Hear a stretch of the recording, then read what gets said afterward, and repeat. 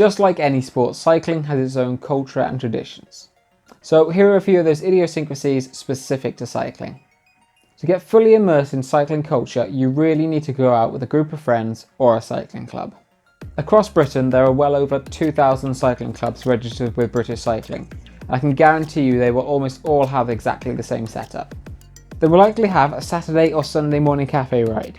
This will involve the club meeting up somewhere, usually a cycle shop or even just a car park somewhere, where they can head out to a cafe for the usual staple cyclist diet of coffee and cake. Bike envy is the equivalent of that distracted boyfriend stock photo that has become a meme for just about any subject. Though not limited to just the bike, the envy can cover components too. With such a wide variety of frames, wheels and kit, no matter what dream superbike you own, there's always room for a little envy. So you've just bought your first road bike, and you ride it, and you ride it some more. But what about when it gets to winter? Do you ride it through the rain, and the slush, and the grit on the road, destroying your nice components? You need a winter bike. And what about off-roading? You either need a cyclocross, or gravel, or a mountain bike. You're not going to ride that dirty bike to work, are you? And your summer bike is too nice for that. So what about a single speed for commuting? Without gears and derailleurs, it will take less time to clean and maintain on weekday evenings. And what happens if you want to ride Leroyka? You'll need a vintage bicycle, and all the period kit that goes with it, and clip-on bars will only do for so long till you want to get a proper time trial bike. There's a hilly sportive coming up, and your aero bike is much more suited to the flatlands. You're going to need a lightweight bike with a wide spread of gears. Do you see where I'm going with this? Talking to almost anyone in cycling, you will find a couple of very boastful riders. The majority, on the other hand, will downplay their achievements. But for many new riders, riding 100 miles on a Saturday and backing that up with another century the following day will be an impressive achievement. Could be they won a local race but claim it was only a local crit race, the big hitters didn't turn up.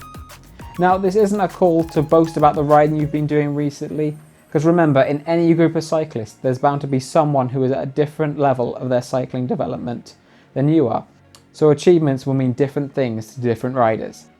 Cyclists can come from any background, age or nationality, but you'll find you can have an instant rapport with any cyclist due to your shared experiences and hobby. I got chatting to a stranger at a recent sportif, and it turns out we knew the same people. So it seems that the cycling world is a small world indeed. A lot of cyclists are hobby cyclists who don't race and just cycle for the enjoyment of it. So for them, the way to be competitive in cycling is to test themselves on Strava segments. If you don't know what Strava is a fitness app that tracks activities by GPS data. Certain routes or sections are known as segments on the app, and local runners and cyclists can compete for the course record or to beat their personal bests on these segments.